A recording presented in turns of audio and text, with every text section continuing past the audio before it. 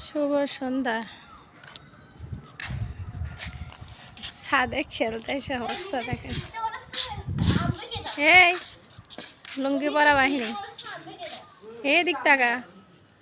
তিহান বাবু কই? এদিক তাকাও তিহান, বল কোথায়? দেখি একটু তাকা, কেন চেহারা একটু দেখা। ছাদে এসে আসলে কাছে একটা চেহারা দেখা। আমার ছোট ভাই অবস্থা দেখেন, তাকা একটু, লজ্জা পাস? ও ভাই একটু তাকা না।